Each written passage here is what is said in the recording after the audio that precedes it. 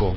Contundente triunfo del oficialismo en México, contundente triunfo de Morena, contundente triunfo de Andrés Manuel López Obrador, el presidente mexicano actual que se va con niveles de aceptación estratosféricos, contundente triunfo de Claudia Sheinbaum.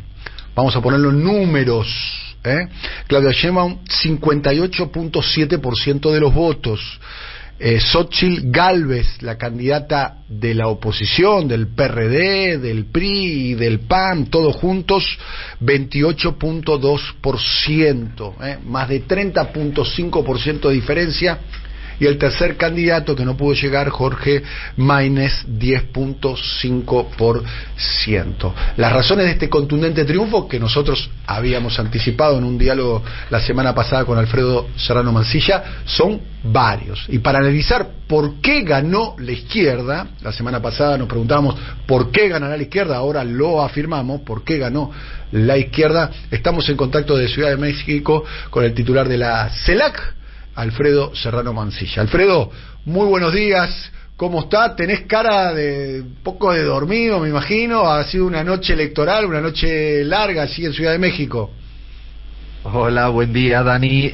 Sí, le estoy dicen los mexicanos que esto es la cruda, la resaca, pero es la resaca electoral, política. No nos dio tanto tiempo a festejar, pero además los datos fueron todos dados muy tarde en horario mexicano y con mucha felicidad para los que creemos en este tipo de procesos de transformación de la izquierda latinoamericana. Bien, vos has seguido muy de cerca el proceso mexicano. A mí me llama la atención, y si querés podemos ir a algunos datos y demás después sobre la cuestión electoral, pero leyendo sobre el proceso mexicano, especialmente el sexenio de Andrés Manuel López Obrador, recordemos que México tiene un mandato presidencial de 6 años, como era la vieja usanza también aquí en la Argentina, por caso, y no tiene reelección. Pero hay un dato, investigando sobre las razones de este triunfo electoral, y una de las razones, me animaría a decir, la fundamental, pero no la única, tiene que ver por las cuestiones económicas y los programas sociales. Y en la cuestión económica hay un dato que me parece absolutamente inverosímil, pero real. Una de las razones detrás de esta mejora del gobierno de Andrés Manuel López Obrador es el gigantesco aumento del salario mínimo, impulsado por el gobierno, que tuvo, escuchen bien este dato, 120% de aumento en términos reales el salario mínimo. Cuando digo en términos reales es por encima de la inflación. Alfredo. Son datos en economía que hablan por sí solos. A nivel salarial, la apuesta del gobierno de Morena, de la Cuarta Transformación, del presidente Andrés Manuel López Obrador, ha sido clarísima, y dejando como base, el cimiento era un salario mínimo infinitamente más alto, porque había una clase muy empobrecida. Y luego esto fue acompañado de una política social que tuvo valores históricos en todos los rubros necesarios de acompañamiento a la gente más vulnerable. La clase popular mexicana ha tenido una mejora en su bienestar, y fundamentalmente ha sido el salario, ha sido la apreciación de su moneda. Por lo tanto, no es incompatible, Dani, muchas veces que se discute si uno puede subir el salario. Subió el salario, no se generó una inflación galopante de ninguna manera, y además del crecimiento económico se ha logrado con un tipo de cambio absolutamente competitivo. En materia económica, Dani, mires por donde mires, a nivel social, a nivel de las heladeras en los hogares, a nivel de mejoras en el consumo, a nivel de salud, a nivel de educación, pero también a nivel macroeconómico, y yo creo que eso es la virtuosidad de Andrés Manuel. La inversión extranjera directa ha crecido a pesar, como dirían algunos, de la subida de los salarios. Dicho de otro modo, se pueden mejorar las condiciones de la sociedad, y además, y probablemente es una consecuencia, se mejora también en términos macroeconómicos, en inversión, en crecimiento, en déficit, porque además la forma de atacar Andrés Manuel López Obrador al tan requerido reducción del déficit fiscal no ha sido a través de joder a la ciudadanía, sino ha sido haciendo lo que él le llama austeridad republicana, que tiene una forma muy fácil de traducir: eliminar los gastos superfluos de la verdadera casta política y empresarial del país. ¿Qué es eliminar el gasto tributario, que en la Argentina, por ejemplo, es el 5% del Producto Interno Bruto, la cantidad de impuestos que no pagan las grandes fortunas, en México la pagan, han quitado algunos gastos, como hemos puesto, por ejemplo, que Andrés Manuel López Obrador y todo su gabinete dejó de volar en aviones privados propios, sino vuelan en aviones comerciales, así hay muchos gestos. Han recaudado más, han luchado contra la evasión fiscal en serio, y fíjate los resultados. Hay una cosa muy básica, Dani: cuando las cosas se hacen bien, el pueblo lo valora electoralmente. Yo creo que cuando la política se practica noblemente, bien y teledirigida a la gente que lo necesita, bueno, los resultados, como tú bien dices, pues saltan a la vista en esta, bueno, triunfo histórico para América Latina y para la región. Así que habrá que repensar muchos mitos del crecimiento de la derecha y muchos otros mitos. Sí, la derrota de los oficialismos y el impacto de la pandemia y el impacto de la moderación, Dani. No, me gustaría hacer una pequeña alusión a la moderación y al centrismo, porque en México también intentaron crear la tercera vía, moderada y centrada. Ha obtenido entre un 10 y un 11% el Movimiento Ciudadano con Maines. Digo, por no olvidar, porque eso fue una apuesta deliberada de intentar tener esta idea de que ni aquí ni allá, yo me quedo en el centro, esa avenida del medio, ¿no? Esa Corea del Centro. Tampoco tiene cabida Corea del Centro en México, tampoco la tuvo en Colombia, e insisto, son muchos aprendizajes, Daniel. Bien, yo los llamo los talibanes de centro, ¿no? Aquellos que están convencidos y son ortodoxos del centrismo.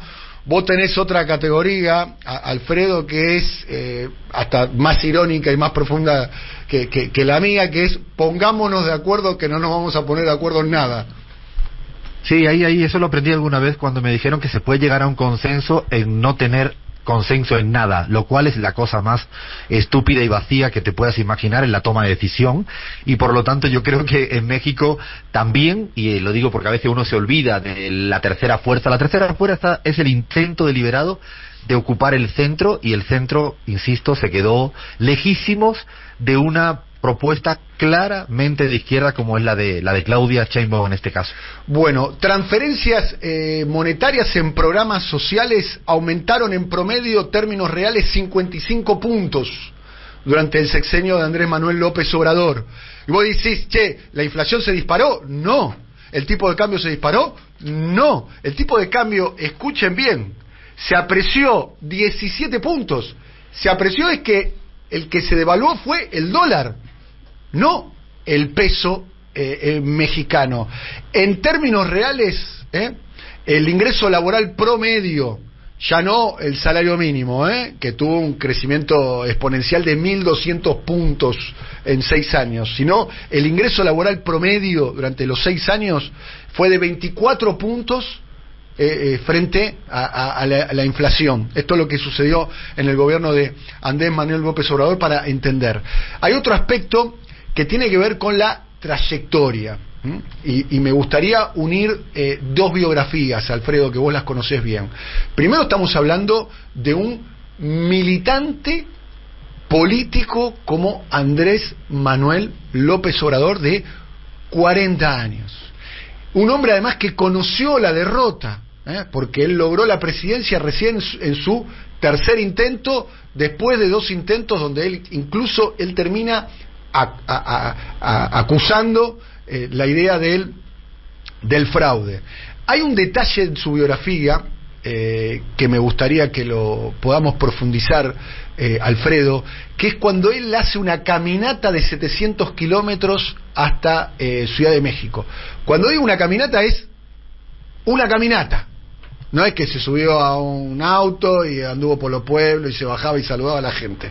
No, caminata de 700 kilómetros, en lo que se interpretó como una especie de éxodo, pidiendo en aquel momento, entre otras cosas, la transparencia electoral. O sea, estamos hablando de alguien que tiene en su ADN, Alfredo, la figura de Andrés Manuel, es un dirigente político, un dirigente social, un militante. ¿Se puede estar además toda la vida en política? y ser querido y hacer las cosas muy bien. O sea, él ha estado toda la vida en política, como tú planteas, ha sido el gobernador, el alcalde, el intendente, llámele como quiera, de la Ciudad de México, es decir, ha sido candidato electo y, como tú bien dices, con muchas sospechas de fraude en el 2006, ha sido muchas cosas, ha creado un partido nuevo, se fue del partido viejo, del PRD, por no estar de acuerdo en la reforma neoliberal para privatizar Pemex, la empresa estatal petrolera por aquel momento, en el 2008, muy dolorosamente, él se escinde del Partido Revolucionario Democrático, el PRD, se puede ir contra los medios de comunicación que le siguen haciendo la vida imposible, como pasa en todos los lugares de América Latina, por lo tanto no es único.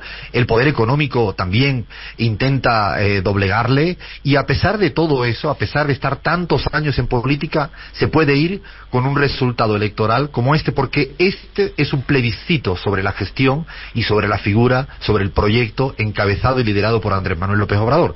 Fíjate que todas las encuestas venían promediando un 60% de imagen positiva, y el resultado electoral ha sido un 60% aproximadamente de intención de voto. Es decir, se puede estar en política durante mucho tiempo cuando lo haces con nobleza, con honestidad, con determinación. Alfredo, mirá las imágenes que estabas viendo ahí.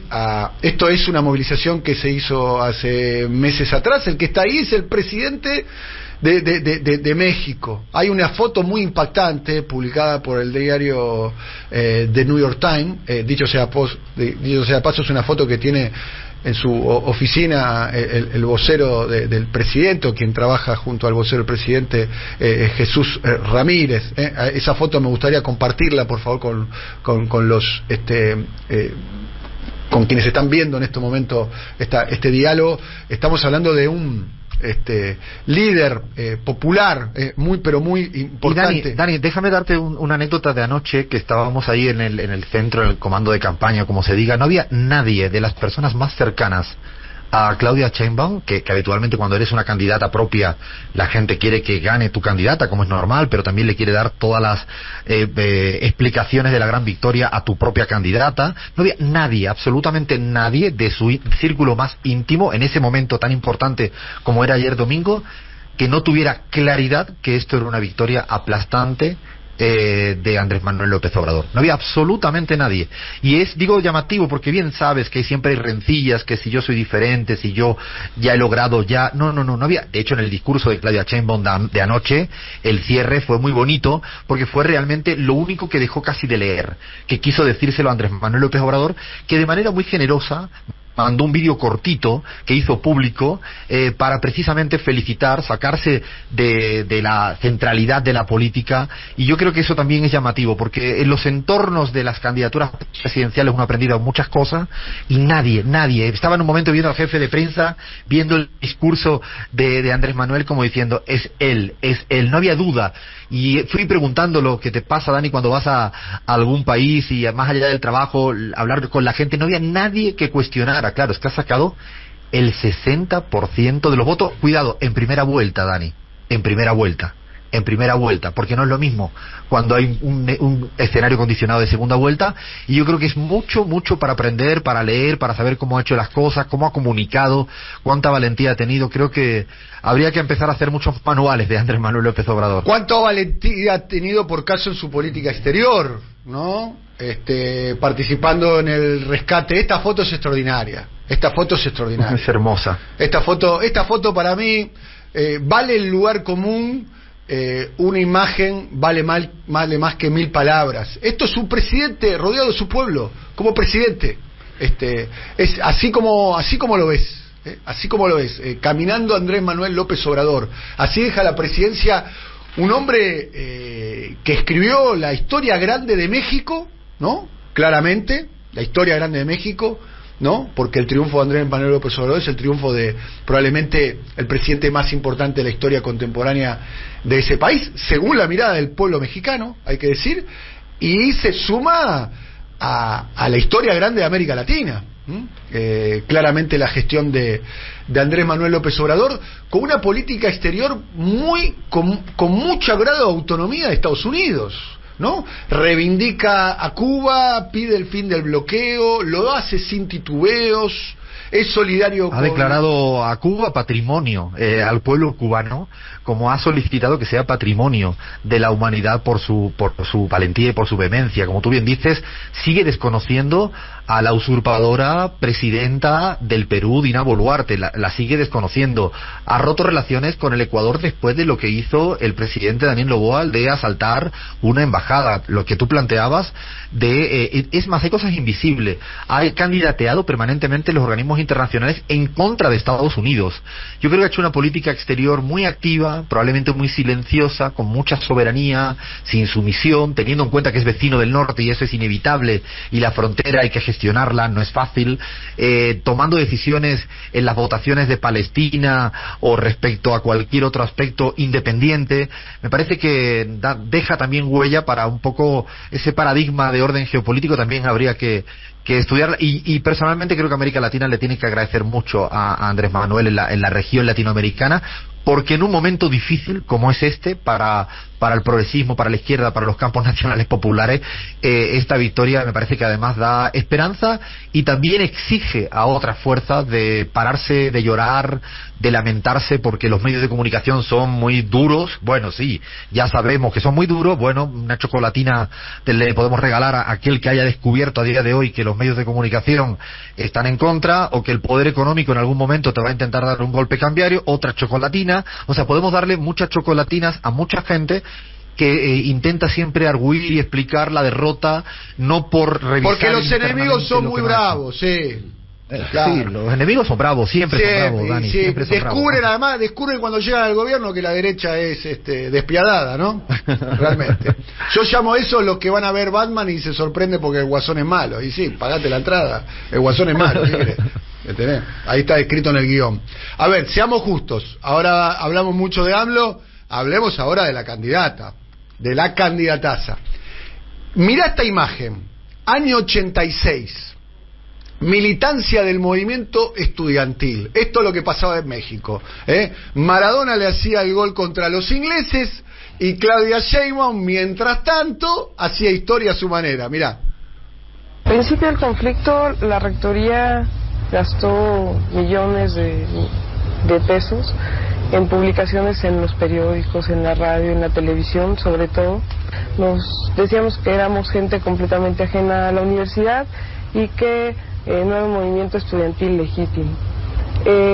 Conforme fueron avanzando las movilizaciones, la rectoría tuvo que retroceder un poco en esta visión tan fuerte que daba hacia la opinión pública y lo que era el movimiento que se estaba generando, porque las propias movilizaciones... ¡No caigamos en provocaciones! En tercer lugar, pido a los compañeros del CEU que están en esta ala que abran una valla para el momento en que tengan que pasar los compañeros de la comisión.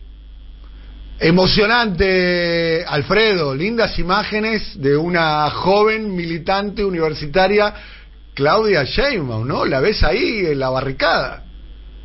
Me he quedado impactado porque no conocía esas imágenes y realmente se le ve muy joven, buen hallazgo, porque también evidentemente queda a veces opacada la candidata por el personaje histórico, pero hay que realzarla porque es difícil no restar, y no ha restado nada. Es difícil mejorar los resultados, no digo porque haya sido por cosecha propia, pero afortunadamente no ha mermado.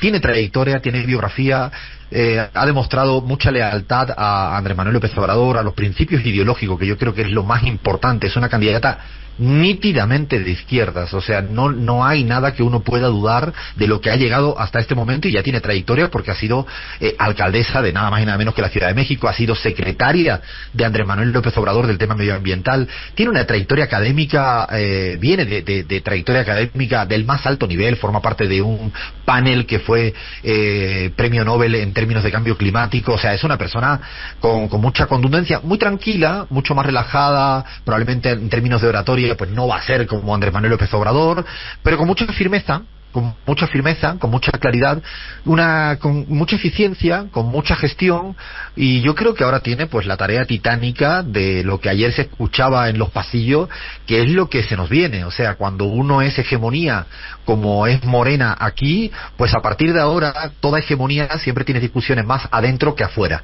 Eso pasa cuando eres el 60%, porque el 60% es una mayoría tan grande que seguramente las diferencias, las discusiones de ideas, de principio, van a ser puertas adentro. Yo creo que hay que realzar que sea mujer, que sea muy bien formada, que nunca haya tenido un gesto en contra de Andrés Manuel. Me parece que hay que estar muy atentos, y yo quiero decir algo más. Cuidado, que además ha ganado ella, pero ha ganado la alcaldesa de Ciudad de México, Clara Brugada, que es también de izquierdas, que ha hecho iniciativas populares maravillosas en uno de los municipios de Ciudad de México, y también van a conducir los 2 puestos más importantes del país, 2 mujeres de izquierdas. Bueno, los mitos habría que revisarlo, Dani. Muy bien, Alfredo, como para ir cerrando de alguna manera, Claudia Sheinbaum ganó, es la nueva presidenta de México. Es una noticia de mucho impacto a nivel regional, de mucho impacto, de alguna manera deja muchas enseñanzas para el proceso de aquí que se está viviendo por caso aquí en la Argentina, donde evidentemente la Argentina está en otro ciclo político. Hablando de Claudia Sheinbaum, leyendo sobre ella a partir de la lectura, y estuve explorando, llegué a estos videos que me parecieron realmente muy impactantes. Me parece que son una pieza del rompecabezas para entender exactamente que tanto Andrés Manuel como Claudia tienen un recorrido militante, social, pero muy impactante, ¿no? Ver a una dirigente estudiantil, mujer, académica, profesional, con experiencia en gestión, llegando a la presidencia de un país tan relevante como México, es un dato político, me parece, a destacar. Muchos hablan, Alfredo, como para ir cerrando, sobre la cuestión de cuál es el rol de Andrés Manuel López Obrador. Ya lo dijo públicamente, de hecho se lo pregunté yo y lo ha contestado infinidad de veces, no me lo contestó a mí nada más, es que se va a ir a su quinta, a su finca en el estado de Tabasco, y se va a quedar ahí y no va a participar más de la vida pública. Yo quiero ver si termina pasando eso.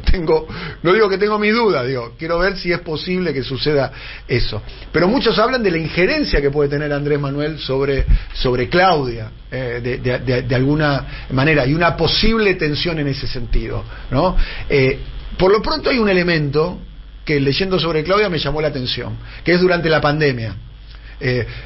Voy a dar un ejemplo bien claro para que podamos entender todos. Andrés Manuel no aconsejaba el uso de barbijo durante la pandemia, y Claudia sí. Y cuando se encontraban, si bien Claudia no desoyó la recomendación o la impronta de Andrés Manuel de no utilizar el uso de barbijo, ella utilizaba barbijo permanentemente. Y en las fotos aparece siempre Andrés Manuel sin barbijo y Claudia con barbijo, marcando de alguna manera un elemento de podemos tener criterios diferentes, y los sostengo, los criterios diferentes, teniendo en cuenta que él era el presidente, ella el alcalde de Ciudad de México, y Andrés Manuel era el jefe político de ella. Yo creo que desde el primer minuto que se define que Claudia Sheinbaum va a ser electa, o sea, candidata de Morena a través del método de las encuestas, que fue el año pasado, a partir de septiembre, le da simbólicamente el bastón de mando el presidente Andrés Manuel de Morena, para decir te toca a ti. Y de hecho, desde que te toca a ti hasta hoy, ha cumplido a rajatablas el cederle el máximo protagonismo. Y hay detalles. Yo ayer, por ejemplo, todo el equipo de campaña de Claudia, no había absolutamente nadie del equipo de campaña cercano a Andrés Manuel López Obrador. No es que sean en contra, pero Claudia tenía su propio equipo, como suele pasar habitualmente en este tipo de retos y desafíos. Ayer no estaba él al lado de Claudia, y no lo hizo precisamente porque opaca, porque eclipsa el protagonismo, y yo estoy absolutamente convencido de que se va a ir allá a su chacra, su finca, a escribir sobre el conservadurismo, que es lo que él tiene ganas de hacer. Estoy convencido de que se va a ir porque todo lo que ha ido planteando hasta el momento. Cuando en el 2006 le arrebataron con mucho fraude, él dijo voy a volver, y trabajó hasta llegar a ser presidente en el 2018. Yo le confío mucho en su palabra, porque hasta ahora lo ha logrado, y él sabe que la mejor manera de que el proceso vaya muy bien es apartándose sin descuidar algo. Morena, el movimiento que se ha creado es algo realmente también para aprender en términos de formación de cuadros políticos, en términos de ayer, por ejemplo, el despliegue en el territorio de tanta gente formada en Morena, que es un partido guión movimiento con unos estatutos muy interesantes, con un comité de ética. Yo creo que también quería dejar un poco sembrado un movimiento que pueda sostener lo que se pueda venir. Me parece que él quiere quedarse, seguramente va a hablar o dirá algo, escribirá y seguirá siendo el referente, eso no hay duda, pero yo creo que él sabe muy bien que es necesario. Y además te aseguro, Dani, que se lo ha dicho a más de uno internamente y aconsejado incluso a algunos líderes de América Latina. Alfredo, la última pregunta ya a modo de síntesis informativo. ¿Cómo quedó compuesto el Parlamento, la Cámara de Diputados, la Cámara de Senadores? ¿Qué perspectiva se le abre al gobierno de Claudia? Mayoría en diputados, incluso con el rango mínimo, porque como todavía son rangos lo que se están calculando, a pesar de que sea el rango mínimo para Morena, es mayoría segura en diputados, y en senadores ahí va a depender que sea el rango mínimo o máximo, o tiene mayoría o se queda a 1 o 2, y con alianzas probablemente podrían incluso, nada más y nada menos, que reformar la Constitución para evitar las contrarreformas neoliberales y volver, como decía el propio Andrés Manuel López Obrador, al espíritu de la Constitución de 1917, que es maravillosa. Querido amigo y compañero Alfredo, muchas gracias por tu tiempo, un abrazo grande. Abrazo muy fuerte, Dani. Hasta luego. Alfredo Serrano Mancilla, desde Ciudad de México.